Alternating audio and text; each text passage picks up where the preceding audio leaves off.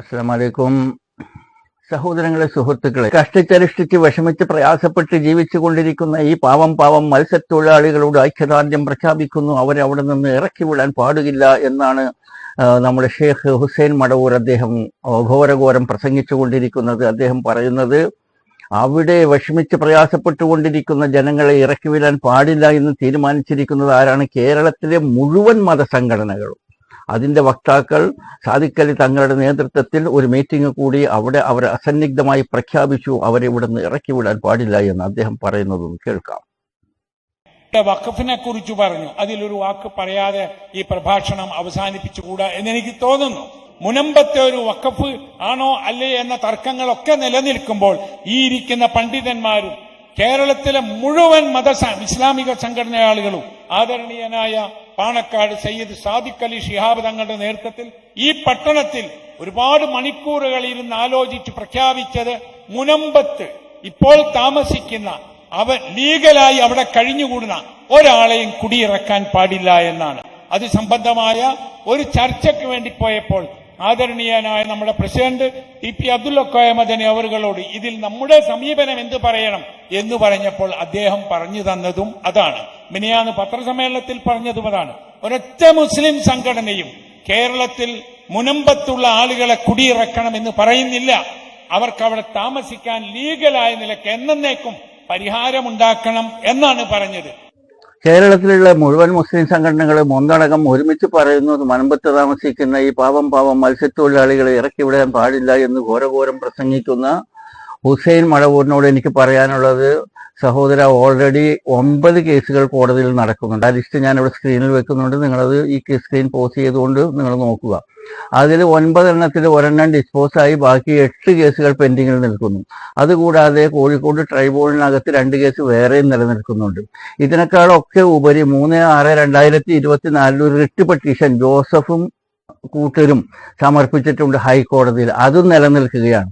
അപ്പോൾ ഈ കേസുകളിൽ ഏതെങ്കിലും ഒരെണ്ണത്തിലൊക്കെ കേസിൽ വിധി വരികയാണ്, അവിടെയുള്ളവർക്ക് ഗവൺമെന്റ് അവരെ പുനരധിവസിപ്പിക്കണം എന്ന് പറയുകയാണെന്നുണ്ടെങ്കിൽ കുടിയൊഴിപ്പിക്കാൻ പറ്റില്ല എന്ന് പറഞ്ഞുകൊണ്ട് ഹുസൈൻ മടവൂർ മുൻപോട്ട് വരാൻ കഴിയുമോ? അപ്പൊ നിങ്ങളുടെയൊക്കെ ഒരു തീരുമാനം അവതരിപ്പിക്കുന്നതിന് മുൻപ് അള്ളാഹുവിന്റെ ഭൂമിയെക്കുറിച്ച് പറയാനുള്ള അധികാരം നിങ്ങൾക്ക് ആരാണ് തന്നിരിക്കുന്നത്? അള്ളാഹുവിന്റെ ഭൂമി സംരക്ഷിക്കുന്നതിനെ കുറിച്ചിട്ടാണ് പറയേണ്ടത്. ഹുസൈൻ മടവൂരിന്റെ അറിവിലേക്ക് വേണ്ടി പറയുകയാണ്, അവിടെ കയറി കൂടിയിരിക്കുന്ന ആളുകളിൽ അധികം പേരെടുത്തും അവരൊക്കെ ഫാബ്രിക്കേറ്റഡ് ഡോക്യുമെന്റ്സ് ഉള്ളവരാണ്. 50 സെന്റ് വാങ്ങിച്ചിട്ട് 5-6 ഏക്കർ വളച്ചു കെട്ടിയിട്ടുള്ളവരാണ്. അവരൊക്കെ അവിടെ കുടിയൊഴിപ്പിച്ചേ തീരൂ, കുടിയൊഴിപ്പിക്കാൻ പറ്റില്ല എന്ന് പറഞ്ഞുകൊണ്ടുള്ള വിഷയം സംസാരിക്കാൻ ഒരു മുസ്ലിമിനെ സംബന്ധിച്ചും ഒരു നിഷ്പക്ഷമതിയായ മനുഷ്യനെ സംബന്ധിച്ചും അവർക്ക് അധികാരമില്ല. കാരണം ഒരു മനുഷ്യൻ അധർമ്മത്തിനെതിരാണ് സംസാരിക്കേണ്ടത്. അധാർമികമായിട്ടാണ് അവിടെ ഈ ജനങ്ങൾ പലരും അവിടെ കുടിയേറിയിരിക്കുന്ന ഈ അക്രമികളായിട്ടുള്ള ജനങ്ങൾ, അവരെ ഇറക്കുക തന്നെ വേണ്ടിവരും. അതേപോലെ തന്നെ ഈ റിസോർട്ട് മാഫിയ അള്ളാഹുവിന്റെ ഭൂമിയിൽ, അതായത് പരിശുദ്ധമായിട്ടുള്ള ഈ സ്ഥലത്ത് അവിടെ മദ്യപാനവും വ്യഭിചാരശാലകളും റൂംസ് ഫോർ റെന്റ് എന്ന് എഴുതി വെച്ചുകൊണ്ട് വ്യഭിചാരത്തിന് വേണ്ടിയിട്ട് വഴിയൊരുക്കുന്ന പരിപാടികളും, അതേപോലെ തന്നെ അർദ്ധനഗ്നരായിട്ടുള്ള സ്ത്രീകളും പുരുഷന്മാരും ഒന്നിച്ചു ചേർന്നുകൊണ്ട് ഡാൻസ് കളിക്കുന്ന ബോൾ റൂമുകളൊക്കെ ഉള്ള ഈ സ്ഥലത്ത് ഇതിനൊക്കെ അതിന്റെ രീതിയിൽ കൈകാര്യം ചെയ്യേണ്ടതുണ്ട്. ഇത് ആദ്യമായിട്ട് മനസ്സിലാക്കുക, പഠിക്കുക, എന്നിട്ട് വേണം നിങ്ങളുടെ വിഷയം തീരുമാനം പറയാൻ വേണ്ടിയിട്ട്.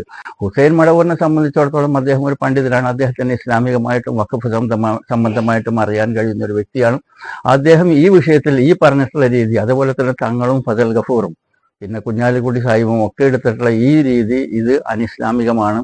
നിങ്ങളെ സംബന്ധിച്ചിടത്തോളം ഇവിടെ ഈ നാട്ടിൽ ഒരു പക്ഷേ നിങ്ങൾക്ക് ഒരു ബഹുമാനങ്ങളും ചുറ്റുപാടുകളൊക്കെ ഉണ്ടായേക്കാം. പക്ഷെ അള്ളാഹുവിന്റെ കോടതിയിൽ നിങ്ങളെ വിടുകയില്ല എന്ന് നിങ്ങൾ ആദ്യം മനസ്സിലാക്കുക. അത് മനസ്സിലാക്കി തരേണ്ട ധാർമ്മിക ഉത്തരവാദിത്വം എനിക്കുള്ളത് കൊണ്ടാണ് ഞാൻ ഈ വിഷയം സംസാരിക്കുകയുണ്ടായത്. ഇനി ഇതിനേക്കാളും രസകരമായ സംഭവമാണ് തങ്ങൾ പറയുന്നത്. തങ്ങൾ പറയുന്നത് എന്താണ്? അദ്ദേഹത്തിന്റെ കാലത്ത് അദ്ദേഹം നോട്ടീസൊന്നും അയക്കുകയുണ്ടായിരുന്നില്ല. ഈ പാവം മത്സ്യത്തൊഴിലാളികൾ അവിടെ നിന്ന് ഇറക്കി വിട്ട് അള്ളാഹുവിന്റെ ഭൂമി സംരക്ഷിക്കുന്ന വിഷയത്തിൽ ഞാൻ നോട്ടീസൊന്നും അയച്ചിട്ടില്ല എന്നാണ് തങ്ങൾ പറയുന്നത്. അതുകൊണ്ട് കേൾക്കാം. ഹൈക്കോടതി 2016 സംശയമാണ്. 16 കാലഘട്ടത്തിലാണ് ഹൈക്കോടതിയുടെ ഡയറക്ഷൻ വന്നത് ബോർഡിലേക്ക് എങ്ങനെ തിരിച്ചുപിടിക്കുന്നത്. ബോർഡ് ആ തീരുമാനം തിരിച്ചുപിടിക്കാത്ത തീരുമാനത്തിൽ നോട്ടീസ് ഇഷ്യൂ ചെയ്യാതെ അവിടെ വെച്ച് പെൻഡിങ് വെച്ചു. അങ്ങനെ വെച്ചു അവസാനം കോർട്ട് കണ്ടന്റ് വന്നപ്പോൾ പിന്നെ ഞങ്ങൾക്ക് അത് എന്തെങ്കിലും കാണാം. അതിന് പരിഗണിച്ചു എന്ന നിലയിൽ ബോർഡിൽ പരിഗണിച്ചു വെക്കുകയും ചെയ്തു. പക്ഷെ നോട്ടീസ് ഒരു പാർട്ടിക്കും അവിടെ വെക്കേറ്റ് ചെയ്യണമെന്നുള്ള നോട്ടീസോ തിരിച്ചുപിടിക്കാനുള്ള നോട്ടീസോ ഇഷ്യൂ ചെയ്തിട്ടില്ല. അത് ചെയ്തത് പിന്നെ അതിന് ശേഷം വന്ന പിന്നെ വക്ക ബോർഡായിരുന്നു. അത് അംഷാക്കായിരുന്നു ചെയർമാൻ. അംഷാക്കാണ് അത് ഇഷ്യൂ ചെയ്തിട്ടുള്ളത്. കേട്ടല്ലോ, അന്ന് തങ്ങള് വഖഫ് ബോർഡ് ചെയർമാനായിരുന്നു. അദ്ദേഹത്തിന്റെ കടമയാണത്. അത് കോടതി പറയുകയാണ്, നിങ്ങൾ നോട്ടീസ് അയക്കൂ, നിങ്ങളുടെ വഖഫിന്റെയാണ് സ്ഥലം. അള്ളാഹുവിന്റെ സ്വത്ത് സംരക്ഷിക്കാൻ കോടതിക്കുള്ള ഉത്കണ്ഠ പോലും തങ്ങൾക്കുണ്ടായിട്ടില്ല എന്നാണ് ആലോചിക്കുന്നത്. തങ്ങൾ ഇന്ന് വന്നിട്ട് അദ്ദേഹം അഭിമാനത്തോടു കൂടി പറയുകയാണ്, അന്ന് തങ്ങൾക്ക് സംഭവിച്ചിട്ടുണ്ടായിരുന്ന വളരെ വലിയ ഒരു മിസ്റ്റേക്ക്, വളരെ ഒരു വലിയ തെറ്റ്, അള്ളാഹുവിന്റെ മുമ്പിൽ അദ്ദേഹം കുറ്റക്കാരനാവുകയാണ്. അള്ളാഹുവിന്റെ സ്വത്തിനെ സംരക്ഷിക്കാൻ വേണ്ടി നോട്ടീസ് അയക്കാൻ വേണ്ടി കോടതി പറഞ്ഞിട്ടും അദ്ദേഹം തന്റെ കാലാവധി തീരുന്നത് വരെ ഇതിനെങ്ങനെ ഡ്രാഗ് ചെയ്ത് കൊണ്ടുപോയി. അവസാനം അദ്ദേഹത്തിന്റെ കാലാവധി തീർന്നപ്പോൾ ടി കെ ഹംസ വന്നു കഴിഞ്ഞപ്പോൾ അദ്ദേഹമാണ് നോട്ടീസ് അയക്കുന്നത് എന്നും പറയുന്നു. തങ്ങളൊന്നും ചിന്തിക്കേണ്ടത് എന്തെന്നാൽ, നിങ്ങൾ ആ നോട്ടീസ് അയക്കാത്തത് കൊണ്ട് ഒരുപാട് നന്മ നിങ്ങൾക്ക് നഷ്ടപ്പെട്ടു, അള്ളാഹുവിന്റെ അടുത്തുള്ള പ്രതിഫലം. എന്നാൽ ആ നന്മയൊക്കെ ടി കെ ഹംസ അടിച്ചുകൊണ്ട് പോയി എന്നുള്ളതാണ് വസ്തുത. അത് നിങ്ങൾ മനസ്സിലാക്കുന്നതിന് പകരം സമൂഹ മധ്യത്തിൽ നിങ്ങളുടെ തെറ്റിനെ വെളുപ്പിക്കാൻ വേണ്ടിയിട്ട്, അല്ലെങ്കിൽ ഒരു മതേതരനാകാൻ വേണ്ടിയിട്ട് നിങ്ങൾ ഈ കാട്ടിക്കൂട്ടുന്ന പ്രവണതയുണ്ടല്ലോ, അള്ളാഹുവിന്റെ കോടതിയിൽ ചോദ്യം ചെയ്യപ്പെടും. തങ്ങളെ ഓർക്കുക. അത് കഴിഞ്ഞ് ഇതിനേക്കാളും രസകരമായ സംഭവമാണ് കുഞ്ഞാലിക്കുട്ടി സാഹിബ് പറയുന്നത്. ഞങ്ങളൊക്കെ ഒന്നിൽ കൂടുതൽ തവണ മന്ത്രിമാരായിട്ട് മുനമ്പത്തെക്കുറിച്ച്, മുനമ്പം എന്നൊരു വാക്ക് ഞങ്ങൾ മിണ്ടിയോ എന്നാണ് ചോദിക്കുന്നത്. അതൊന്ന് കേട്ടു നോക്ക്. ഞങ്ങളൊക്കെ ഈ രാജ്യത്ത് വഖഫ് മന്ത്രിമാരായിരുന്നല്ലോ, അന്നെന്താ മുനമ്പം പ്രസ്ഥാനങ്ങൾ കേട്ടിരുന്നോ? അതൊരു വിഷയം തന്നെ ഉണ്ടായിട്ടില്ലല്ലോ. ഞാൻ ഒന്നിലേറെ പ്രാവശ്യം വഖഫ് മിനിസ്റ്റർ ആയ ആളാണ്. ആ സമയത്ത് മുനമ്പത്ത് ഭൂമി പ്രസ്ഥാനങ്ങൾ കേട്ടിരുന്നോ? ഞങ്ങളാരും തൊട്ടിട്ടില്ല. പക്ഷേ അച്യുതാനന്ദൻ ഗവൺമെന്റ് ആണ് ഉണ്ടാക്കിയത്, നിസാർ കമ്മീഷനെ വെച്ചത് അവരാണ്. നിസാർ കമ്മീഷൻ റിപ്പോർട്ട് എങ്ങനെ മറികടക്കും എന്നുള്ളതാണ് ഇപ്പോഴത്തെ പ്രശ്നം. ഞങ്ങൾ പറഞ്ഞുകൊണ്ടിരിക്കുന്നത് ഞങ്ങൾ സഹകരിക്കാൻ തയ്യാറാണെന്ന് പറയുന്നത് നിസാർ കമ്മീഷൻ റിപ്പോർട്ടിനെ മറികടക്കാനാണ്. അടുത്തതായിട്ട് മതേതര കുപ്പായത്തിന് വേണ്ടി ഓടി നടക്കുന്ന ഒരു വ്യക്തിയെ നമുക്ക് കാണാം. അദ്ദേഹമാണ് ഫദൽ ഗഫൂർ MESന്റെ പ്രസിഡന്റ്. അദ്ദേഹം പറയുന്നത് നിസാർ കമ്മീഷൻ റിപ്പോർട്ട് അത് ശരിയല്ല എന്ന് വരുത്തി തീർക്കാനുള്ള ശ്രമമാണ് കുഞ്ഞാലിക്കുട്ടിയെ പോലെ തന്നെ അദ്ദേഹം ചെയ്തുകൊണ്ടിരിക്കുന്നത്. അങ്ങനെ നിസാർ കമ്മീഷൻ റിപ്പോർട്ട് ശരിയല്ല എന്ന് വരുത്തി തീർത്തു കഴിഞ്ഞാൽ പിന്നെ അവർക്ക് അവിടെ കൃത്യമായിട്ട് താമസിക്കാമല്ലോ.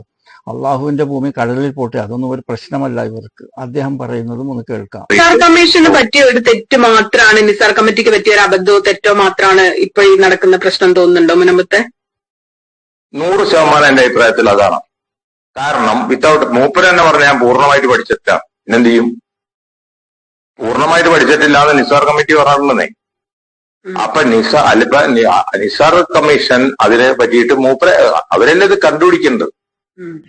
അപ്പൊ ഈ പ്രശ്നം പറ്റിയുണ്ടെങ്കിൽ തന്നെ മുസ്ലിം കമ്മ്യൂണിറ്റിയിൽ ഇതിനെ പറ്റി വലിയ ചർച്ച വന്നു. അപ്പോ യഥാർത്ഥത്തിൽ എന്താണെന്ന് വെച്ചാൽ എല്ലാവരും കൂടെ ചർച്ച ചെയ്തപ്പോ എല്ലാവരും ഒരു സ്വരത്തിൽ പറഞ്ഞെന്താന്ന് വെച്ചാൽ, ഇത് അവരുടെ അടുത്താണ് ന്യായം, ആരടുത്ത്? താമസിക്കുന്നവരുടെ അടുത്താണ് ന്യായം.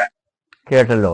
അപ്പോൾ ഇവരെയൊക്കെ സംബന്ധിച്ചിടത്തോളം ഇവരെന്താണ് ചെയ്യുന്നത്? ഇവര് അള്ളാഹുവിനെ ഭയപ്പെടുന്നതിന് പകരം ജനങ്ങളെയാണ് ഭയപ്പെടുന്നത്. കാരണം ഇദ്ദേഹം വഖഫ് മന്ത്രിയായിരുന്ന സമയത്ത് അന്നാണ് അള്ളാഹുവിന്റെ സ്വത്തിനെ സംരക്ഷിക്കാൻ വേണ്ടിയിട്ട് അദ്ദേഹം മുൻപോട്ട് വരികയാണ് വേണ്ടത്. പല്ലും നഖവും ഉപയോഗിച്ചുകൊണ്ട് കോടതി അംഗീകരിച്ചു തരുന്നു. നിയമവും കോടതിയും ഗവൺമെന്റും നിങ്ങളുടെ ഒപ്പമുണ്ട്. എന്തുകൊണ്ട് നിങ്ങൾ അവർക്കെതിരെ ഒരു നിയമ നടപടി കൈക്കൊണ്ടില്ല?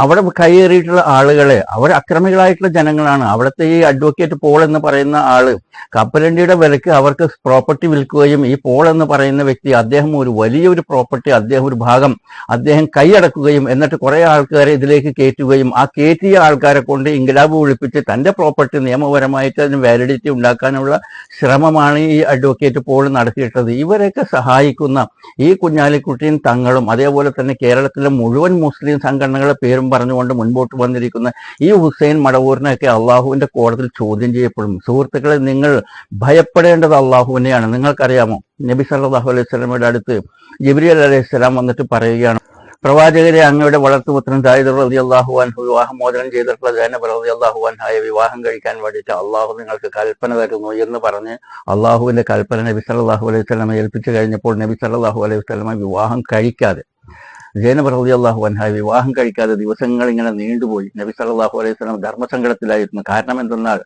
ഈ നാട്ടിൽ ഇത്തരത്തിലൊരു വിവാഹം, വളർത്തുപുത്രൻ ദത്തുപുത്രൻ മകന്റെ സ്ഥാനത്താണ് അവർ വിവാഹമോചനം ചെയ്ത സ്ത്രീയെ വിവാഹം കഴിക്കുകയാണെന്നുണ്ടെങ്കിൽ എന്തായിരിക്കും സമൂഹത്തിൽ എൻ്റെ സ്ഥിതി? ആളുകൾ എന്നെ എങ്ങനെ വിലയിരുത്തും? എൻ്റെ സ്റ്റാറ്റസിന് എന്ത് സംഭവിക്കുമെന്നൊക്കെ നബി സല്ലല്ലാഹു അലൈഹി വസല്ലമ വേവലാതിപ്പെടാൻ തുടങ്ങി. അതുകൊണ്ട് തന്നെ വിവാഹം കഴിക്കാതെ ആ വിവാഹം ഇങ്ങനെ നീണ്ടുപോയി. അവസാനം അല്ലാഹു സുബ്ഹാനഹു വ തആല ആയത്തിറക്കുകയാണ്. ആയത്തിൽ അല്ലാഹു സുബ്ഹാനഹു വ തആല പറയുന്നു, നീ ജനങ്ങളെ പേടിക്കേണ്ട ഹക്ക് അള്ളാഹുവിനാണ്. അപ്പോൾ ഇവിടെ പ്രവാചകൻ സല്ലല്ലാഹു അലൈഹി വസല്ലമയെ പോലും അള്ളാഹു ഒരു ശാസനാരൂപത്തിലുള്ള ഒരു ആയത്താണ് ഇറക്കിയിരിക്കുന്നത്. ജനങ്ങളെ പേടിക്കേണ്ട ഹക്ക് അള്ളാഹുവിനാണ്. അപ്പൊ അതുകൊണ്ട് നിങ്ങൾ അള്ളാഹുവിനെയാണ് പേടിക്കേണ്ടത്. ഒരു മുസ്ലിമിനെ സംബന്ധിച്ചിടത്തോളം അദ്ദേഹം ഇവിടുത്തെ പോലീസോ പട്ടാളമോ നിയമമോ കോടതിയോ ഒന്നിനെയും തന്നെ അവർ പേടിക്കുന്നില്ല. എന്നാൽ അവർ ഇവിടുത്തെ നിയമങ്ങളെയും ഇവിടുത്തെ വ്യവസ്ഥിതിയെയും ഇവിടുത്തെ കോടതിയെയും ഇവിടുത്തെ പോലീസിനെയും ഒക്കെയും ഇവിടുത്തെ ഗവൺമെന്റിനെയും ഒക്കെ തന്നെ അവർ വളരെയധികം ഏറ്റവും മാക്സിമം ബഹുമാനിക്കുകയാണ് ചെയ്യുന്നത്. ആ നിയമവും ആ കോടതിയും ആ പോലീസും ആ സിസ്റ്റവും ആ സിദ്ധാന്തവും അതിനെതിരെ പ്രവർത്തിക്കുന്നവർക്ക് എതിരെ ശബ്ദമുയർത്തുന്നവരാണ് സത്യവിശ്വാസികളായിട്ടുള്ള മുസ്ലിങ്ങൾ. അവർ ഇവിടുത്തെ നിയമത്തെയും ഇവിടുത്തെ പോലീസിനെയും ഇവിടുത്തെ സംഹിതയും എല്ലാത്തിനെയും അവർ ബഹുമാനിക്കുന്നു, പക്ഷെ പേടിക്കുന്നില്ല. കാരണം എന്തെന്നാൽ പേടിക്കാൻ പാടില്ല എന്നുള്ളതാണ് ഒരു മുസ്ലിമിനോട് അള്ളാഹുവിന്റെ ഉത്തരവ്. അതുകൊണ്ട് ബഹുമാനപ്പെട്ട കുഞ്ഞാലിക്കുട്ടി സാഹിബ് അതേപോലെ തന്നെ തങ്ങളും പിന്നെ ഈ ഹുസൈൻ മടവൂരിനോടൊക്കെ എനിക്ക് പറയാനുള്ളത്, ദയവ് ചെയ്ത് നിങ്ങൾ ജനങ്ങളെ ഭയപ്പെടുന്ന ആ ഒരു സിൻഡ്രോമിൽ നിന്ന് മാറി നിന്നുകൊണ്ട് സത്യം കയ്പാണെന്നുണ്ടെങ്കിലും വിളിച്ചു പറയുക, അള്ളാഹുവിന്റെ സ്വത്തിനെ സംരക്ഷിക്കാൻ വേണ്ടിയിട്ട് മുൻപിട്ട് ഇറങ്ങുക. ഈ വിഷയത്തിൽ ഇറക്കിവിടലും കയറ്റിവെക്കലും ഒന്നും അല്ല വിഷയം. ഇവരെ സംബന്ധിച്ചിടത്തോളം ഇവിടെ താമസിക്കുന്ന ആളുകൾക്ക് ഒരു പുനരധിവാസം വേണമെന്നുണ്ടെങ്കിൽ അതിന് പറ്റിയിട്ടുള്ള ഒരു സമവാക്യം ഉണ്ടാക്കണം എന്നുണ്ടെങ്കിൽ അതിൽ ഒന്നാമതായിട്ട് ഇതിലെ കൾപ്രിറ്റ് വില്ലൻ എന്ന് പറയുന്നത് ഫാറൂഖ് കോളേജാണ്. അവരാണ് ഇതിലേക്ക് കോൺട്രിബ്യൂട്ട് ചെയ്യേണ്ടത്, ഒന്നാമത്തേത്. രണ്ടാമത്തേത്, ഈ സ്ഥലത്തിന്റെ ഭൂരിഭാഗം കൈയടക്കി വെച്ചിരിക്കുന്ന അഡ്വക്കേറ്റ് പോളിന്റെ സന്താനങ്ങളുണ്ട്. അവരുടെ ഒരുപാട് ബിസിനസ്സുകൾ അവിടെ നടക്കുന്നുണ്ട്. രണ്ടാമതായിട്ട് അവരാണ് ഈ വിഷയത്തിലേക്ക് കോൺട്രിബ്യൂട്ട് ചെയ്യേണ്ടത്. മൂന്നാമതായിട്ട് സർക്കാർ മത്സ്യത്തൊഴിലാളികളെ സംരക്ഷിക്കാൻ വേണ്ടി സർക്കാരും മുൻപോട്ട് വരണം. രൂപത എന്ന് പറഞ്ഞുകൊണ്ട് നടക്കുന്ന ക്രിസ്ത്യൻ പാതിരിമാരുടെ അടുത്ത് ആവശ്യത്തിലും കൂടുതൽ സ്ഥലങ്ങളും സൗകര്യങ്ങളും വെറുതെ കിടക്കുമ്പോൾ ഈ അനേരും കൂടി ഒരുമിച്ച് വന്നൊരു സമവായം ഉണ്ടാക്കുകയാണെന്നുണ്ടെങ്കിൽ ഇവിടുത്തെ പ്രശ്നങ്ങൾക്ക് പരിഹാരമായി. അപ്പോൾ ഇത്രയും പറഞ്ഞുകൊണ്ട് ഈ വിഷയം കൂടെ അവസാനിപ്പിക്കുന്നു. അസ്സലാമു അലൈക്കും വറഹ്മത്തുള്ളാഹി.